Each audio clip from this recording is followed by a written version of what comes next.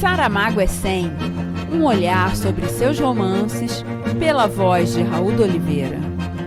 Olá, queridos ouvintes, mais um episódio no ar. E como vocês já sabem, o foco do nosso podcast são os romances de Saramago, gênero literário que o consagrou e que corresponde a aproximadamente metade da sua produção. Os outros 50% se dividem entre poesias, crônicas, contos, memórias, diários, guias de viagem, peças de teatro e literatura infanto-juvenil. Eu digo isso pelo seguinte: nós terminamos o nosso último episódio com a redação de Claraboia, em 1953. Seguindo a cronologia dos romances, teríamos que dar um salto de 24 anos, direto para 77, ano da publicação de seu terceiro romance, Manual de Pintura e Caligrafia, o tema desse episódio. Esse enorme hiato pode ser explicado pela pouca repercussão de Terra do Pecado, pela publicação frustrada de Claraboia, além de outras mudanças que ocorreram em sua vida pessoal. O seu retorno gradual à literatura se deu a partir de 66, com a publicação dos Poemas Possíveis. Até voltar aos romances, com o manual, Saramago publicou mais 6 livros, entre crônicas, artigos e poesia. Para compreendermos de fato esse percurso, nada melhor do que ouvirmos as palavras do próprio Saramago.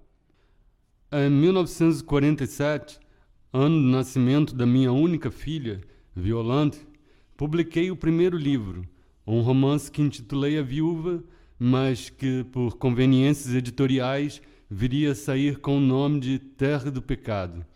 Escrevi ainda outro romance, Claraboia, que permanece inédito até hoje, e principiei um outro, que não passou das primeiras páginas. Chamar-se-ia O Mel e o Fel, ou talvez Luís, filho de Tadeu. A questão ficou resolvida quando abandonei o projeto. Começava a tornar-se claro para mim que não tinha para dizer algo que valesse a pena. Durante 19 anos, até 66, quando publicaria Os Poemas Possíveis, estive ausente do mundo literário português, onde devem ter sido pouquíssimas pessoas que deram pela minha falta. Por motivos políticos, fiquei desempregado em 1949, mas graças à boa vontade de um meu antigo professor do tempo da escola técnica, pude encontrar ocupação na empresa metalúrgica de que ele era administrador. No final dos anos 50, passei a trabalhar numa editora, Estúdios Cor, como responsável pela produção, regressando assim, mas não como autor, ao mundo das letras que tinha deixado anos antes. Essa nova atividade permitiu-me conhecer e criar relações de amizade com alguns dos mais importantes escritores portugueses de então. Para melhorar o orçamento familiar, mas também por gosto, comecei, a partir de 55, a dedicar uma parte do tempo livre a trabalhos de tradução, atividade que se prolongaria até 81. Colette, Paul Lagerkvist, Jean Cassou, Maupassant, André Bonnard, Tolstói, Baudelaire, Etienne Balibar, Nikos Poulantzas, Henri Faucillon, Jacques Roumain, Hegel, Raymond Bayer foram alguns dos autores que traduzi. Outra ocupação paralela, entre maio de 67 e novembro de 68, foi a de crítico literário. Entretanto, em 66, publicar Os Poemas Possíveis, uma coletânea poética que marcou meu regresso à literatura. A esse livro seguiu-se, em 70, outra coletânea de poemas, Provavelmente Alegria, e logo em 71 e 73, respectivamente, sob os títulos Deste Mundo e do Outro e A Bagagem do Viajante, 2 recolhas de crônicas publicadas na imprensa, que a crítica tem considerado essenciais à completa compreensão do meu trabalho posterior. Tendo me divorciado em 70, iniciei uma relação de convivência que duraria até 86 com a escritora portuguesa Isabel da Nóbrega. Deixei a editora no final de 71, trabalhei durante os 2 anos seguintes no vespertino Diário de Lisboa, como coordenador de um suplemento cultural e como editorialista. Publicados em 74, sob o título As Opiniões que o DL Teve, Esses textos representam uma leitura bastante precisa dos últimos tempos da ditadura, que viria a ser derrubada em abril daquele ano. Em abril de 75, passei a exercer as funções de diretor adjunto do matutino Diário de Notícias, cargo que desempenhei até novembro desse ano e de que fui demitido na sequência das mudanças ocasionadas pelo golpe político-militar de 25 daquele mês, que travou o processo revolucionário. 2 livros assinalam esta época: O Ano de 93, um poema longo publicado em 75, que alguns críticos consideram já anunciador das obras de ficção que 2 anos depois se iniciariam com o romance Manual de Pintura e Caligrafia, e, sob o título Os Apontamentos, os artigos de teor político que publiquei no jornal de que havia sido diretor.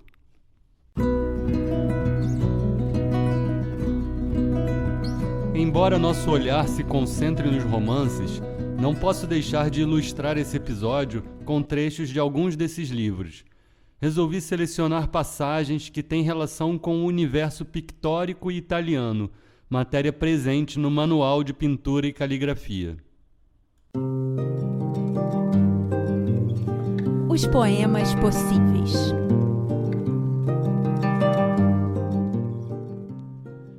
Há de haver uma cor por descobrir, um juntar de palavras escondido. Há de haver uma chave para abrir a porta deste muro desmedido. Há de haver uma ilha mais ao sul, uma corda mais tensa e ressoante, outro mar que nade noutro azul, outra altura de voz que melhor cante. Poesia tardia que não chegas a dizer nem metade do que sabes. Não calas quando podes, nem renegas este corpo de acaso em que não cabes. A bagagem do viajante. Das poesias para as crônicas. Cronista nato, em A Bagagem do Viajante, Saramago passeia pelos mais diversos temas cotidianos e também faz relatos de uma sua viagem pela Itália. Crônicas publicadas na imprensa, mas que certamente enriqueceram seu espírito para, 4 anos depois, escrever o manual. Abrindo esta bagagem, nos deparamos com a belíssima crônica Terra de Siena Molhada. E há também aquelas palavras que ouvimos na infância, já de si misteriosas, mas que os adultos pouco letrados tornavam ainda mais secretas, porque as pronunciavam mal, com o ar contrafeito de quem veste um fato que não foi cortado ao corpo. Assim era, por exemplo, aquela tinta escura para os móveis a que se dava o nome de Viochene ou Biochene, e que só muito mais tarde percebi ser Vieux Chêne, velho carvalho, antigo, tisnado pelo tempo. Era o caso também daquela outra cor, terra sena queimada, que eu via comprar em pó de um amarelo sombrio e ardente, como se fosse poeira do sol. Magníficas palavras da infância, que precisam de esperar longos anos até deixarem de ser um cego cantar de sons e encontrarem a imagem real que lhes corresponde. Durante todo o caminho, depois de termos saído de Perúgia, o céu foi-se aos poucos cobrindo. O dia escureceu, ainda nós estávamos longe de Siena, e a chuva começou a cair com força. Fechou-se a noite em água e foi debaixo de uma trovoada furiosa que entramos na cidade, entre relâmpagos alucinantes que deitavam fogo às casas. O automóvel atravessava uma cidade deserta. Pelas ruas estreitas de Lagedo, a água corria em cascatas, e no breve silêncio entre 2 trovões, a chuva ressoava sobre o tejadilho como baquetas na pele de um tambor. Depois de inúmeras voltas, o carro parou num espaço desafogado, junto de uns degraus. Estávamos na Praça do Duomo. Através dos vidros embaciados, víamos vagas luzes, gente abrigada nos portais e, para a direita, um vulto enorme, todo em faixas negras e brancas, que se perdia na noite e na altura. Era a catedral. A violência dos trovões sacudia o carro e a chuva acabou por isolar-nos do mundo. Siena recebia-nos mal. pusemos o carro em movimento e tornamos ao labirinto das ruelas, até que desembocamos no que me pareceu uma larga cratera. É o campo, disse um de nós. E eu, neófito, muito compenetrado, como quem põe pela primeira vez gravata, repeti respeitosamente: o campo. E a chuva sempre a cair. Molhados, fatigados, descobrimos um lugar para passar aquela noite.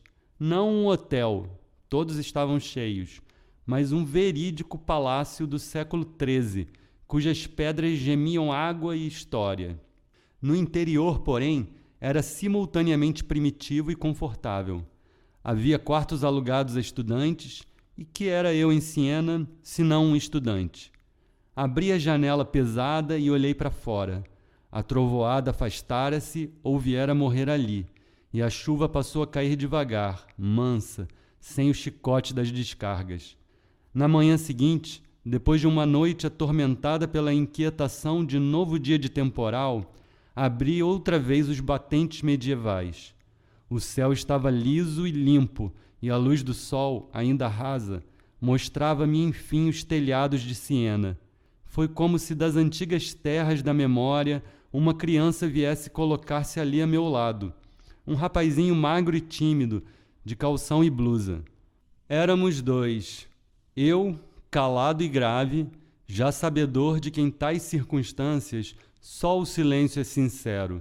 Ele, gageiro, que no topo do mastro grande descobre pela primeira vez a terra que buscava, murmurando a medo: terra Sena queimada.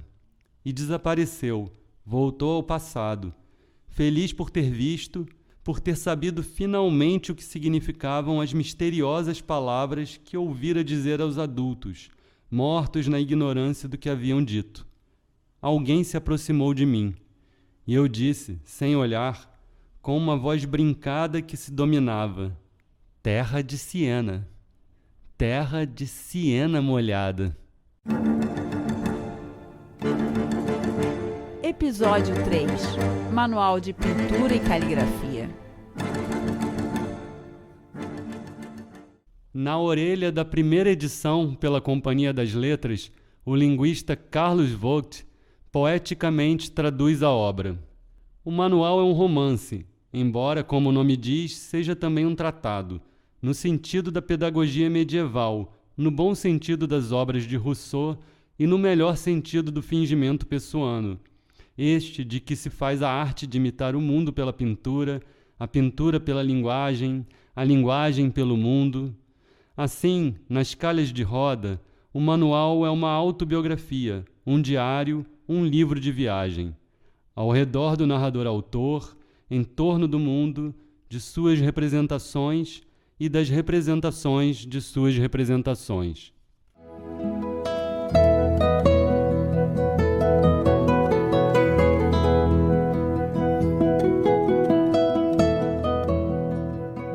Tratado, ensaio, romance, enfim, arte, vanguarda. Neste manual, acompanhamos um narrador chamado simplesmente H, que pinta retratos de clientes ricos como o empresário S. Na sua busca por captar a imagem real, H experimenta, através da escrita, uma nova forma de expressão artística, tentando compreender a arte de romper o véu que são as palavras e de dispor as luzes que as palavras são.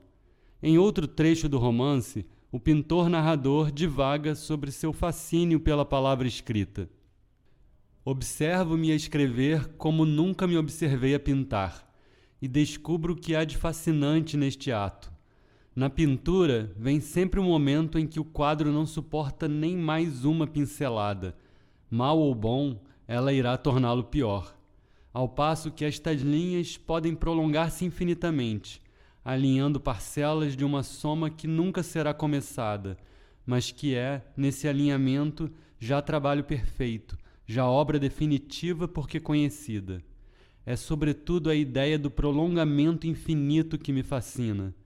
Poderei escrever sempre, até o fim da vida, ao passo que os quadros, fechados em si mesmos, repelem. São eles próprios isolados na sua pele, autoritários, e também eles insolentes. «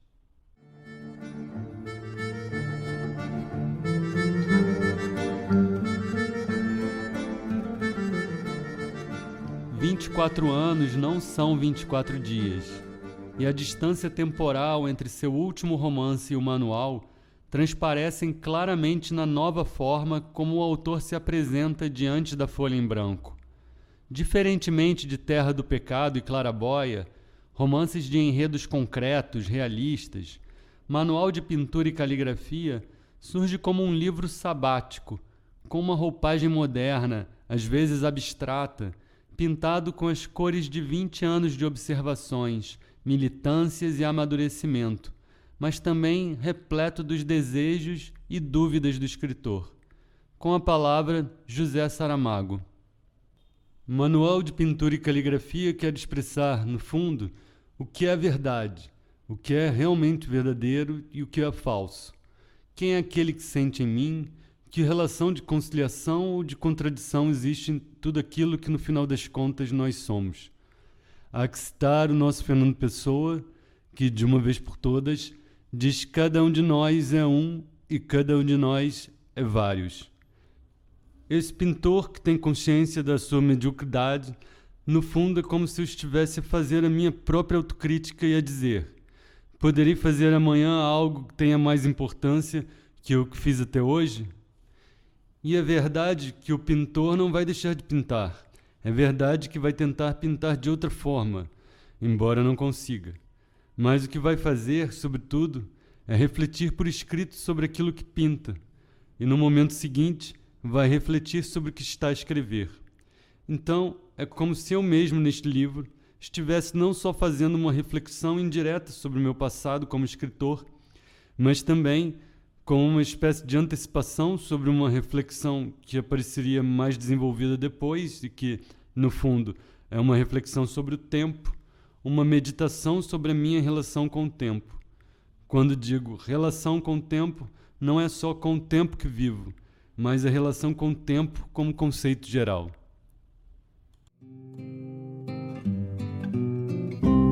E assim começa o romance.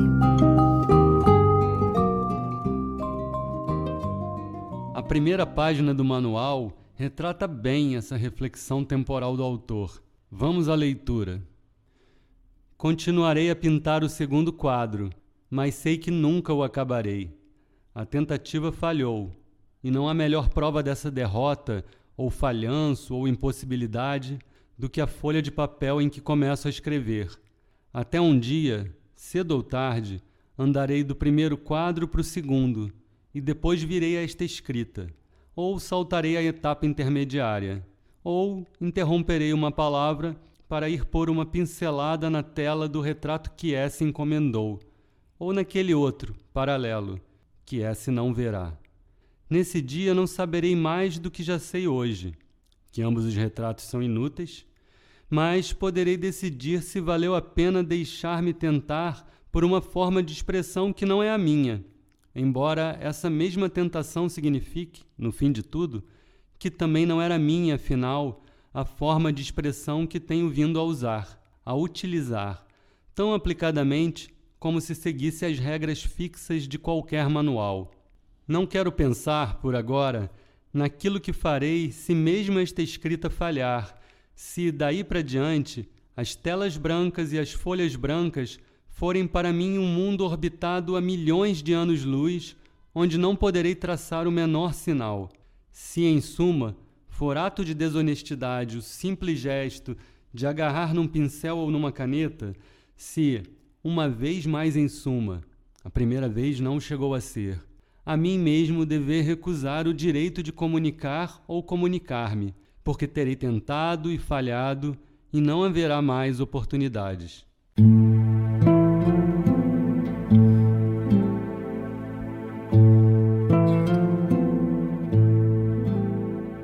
Mas o manual é múltiplo e, a partir da metade do livro, nos brinda com 5 exercícios de autobiografia em forma de narrativa de viagem. Vale ouvirmos o início do primeiro exercício, intitulado As Impossíveis Crônicas. Já o título aí fica como marco de prudência, aviso de que se não devem esperar mundos e maravilhas de uma narrativa que tão acauteladamente começa. Não é pequena pretensão considerar que uma rápida viagem por terras de Itália confere a alguém o direito de falar delas a mais que aos amigos interessados e às vezes reticentes por terem ficado.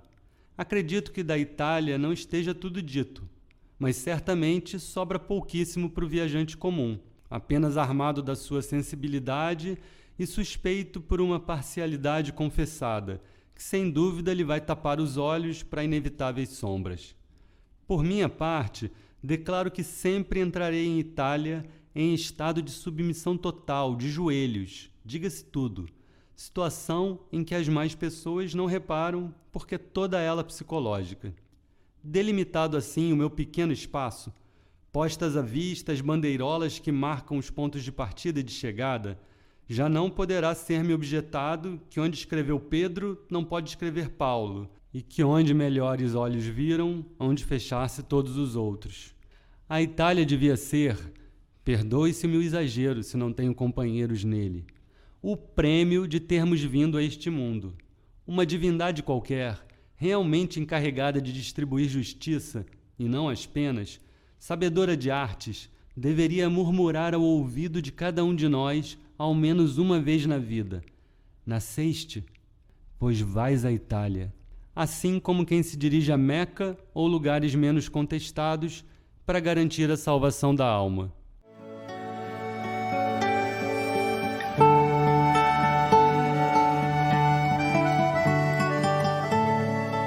Autobiografia, diário de viagem, romance, tratado filosófico e realidade, política, luta. Não podemos nos esquecer que naquela altura Portugal vivia uma instável transição para um novo regime de governo, a partir da Revolução dos Cravos, mas ainda duramente marcado pelo longo período ditatorial. E Saramago era parte ativa nesse contexto. Jornalista militante, viveu diretamente as consequências do período e não se furtou, com alguma esperança, a trazer essa realidade para o seu romance. Em uma forte e surpreendentemente poética passagem, nosso pintor, autor, narrador, H, se envolve com M, irmã de um amigo seu, preso político. M descreve seu trabalho no Partido Comunista e a luta dos trabalhadores. Ao final, o amor. É duro teu trabalho. Sim, às vezes. Mas é necessário. Mais duro é o dos trabalhadores, e eles não se queixam. Lutam, continuam a lutar. Em 62, quando foi da luta pelas 8 horas de trabalho, tinha eu 27 anos, estava separado há pouco tempo. Nessa altura, ainda não era do partido, mas era como se fosse. O meu pai é um militante antigo. Eu sei que teve grande atividade nessa ocasião, principalmente na região ao sul do Rio, Almeirim, Lamarosa, Coruche, até ao Couço. Já foste alguma vez ao Couço? Quem ler os jornais dessa época pensará que está no outro mundo. Aqui é que foi o mundo. Vê se entendes bem. Os trabalhadores não andaram por aí a esmolar às 8 horas. Não foram implorar ao governo a misericórdia de não trabalharem mais de sol a sol. Há documentos do partido. Em Alcácer do Sal, por exemplo, é uma história que li e nunca esquecerei, foi assim. Os trabalhadores, por sua decisão e sem ligarem às ordens do capataz, pegaram o trabalho às 8 horas. Às 10h30, que era a hora antiga para o almoço, tocou a sineta, mas eles fizeram-se de surdos e continuaram a trabalhar. Ao meio-dia, interromperam e foram almoçar. Tornaram a pegar a 1h. Às 5 da tarde, faziam-se às 8 horas. Parou o trabalho e toda a gente foi para casa. Parece simples, não é? E o que isso exige de consciência de classe, de organização, de reuniões, de conversas? Só se avalia estando dentro das coisas. E há outras histórias, aquela do agrário de Montemoro Novo, que disse quando lhe foram pedir trabalho: já comeram o que ganharam nas 8 horas? Pois agora comam palha. Sabes o que fizeram os trabalhadores? Foram a uma propriedade do tipo, levaram um borrego e deixaram-lhe um papel escrito: Enquanto houver carne, não se come palha. Mas houve muitas prisões, tiros, espancamentos. Morreu gente. Quem lá andou é que sabe. Eu falo de ter ouvido e do que li. E hoje? Perguntei. Continuamos. Isto é como um rio. Leva mais água ou leva menos água, mas corre sempre. Não secamos. Estava muito séria, olhando fixamente a estrada. À direita rebrilhava o rio. Aliás, disse ela, temos a certeza de que o regime não dura. A tentativa das caudas não vai ficar isolada. E nós não estamos parados. Nunca estivemos. O fascismo está por pouco. Aproximávamos-nos da cidade. Eu disse, tens confiança em mim. Contaste-me essas coisas. Sim, tenho confiança em ti. E gosto de ti. A 110 quilômetros de Sintra, parei enfim o carro. Arrumei-o na berma, debaixo de uma árvore, ouvindo estalar as folhas sob as rodas e depois o silêncio. Virei-me para M. Ela já me olhava. Repetiu. Sim, gosto de ti. Puxei-a para mim, não lhe abri a blusa, não lhe desmanchei a saia. Beijamo-nos apenas, com um soluço. E ficamos a beijar-nos até que o mundo se encheu de constelações. E eu disse, gosto de ti. E depois dissemos ao mesmo tempo, meu amor.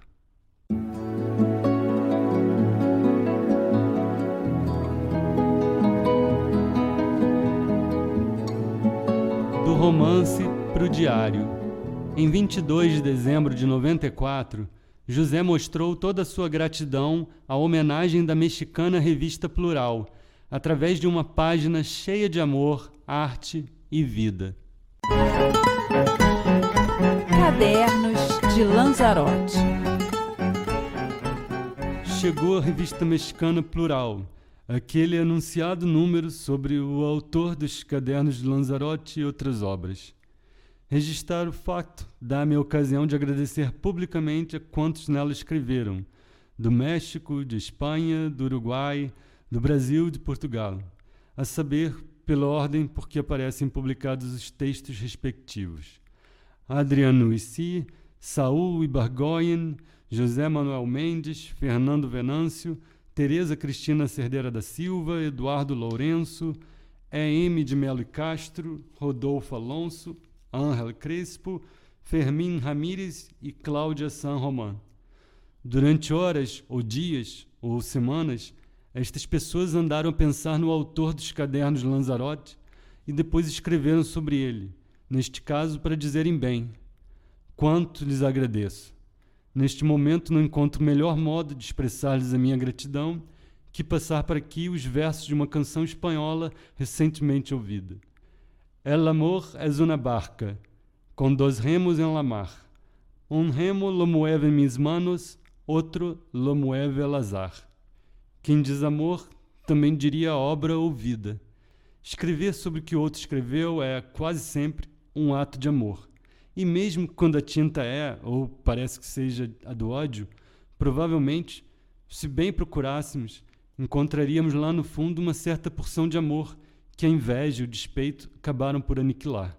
Neste plural está o meu remo, obra, vida, remando tão a direito quanto sabe pode, e está também o remo de El Azar, esse acaso feliz que trouxe à minha existência tantos e tão inteligentes, tão sensíveis amigos.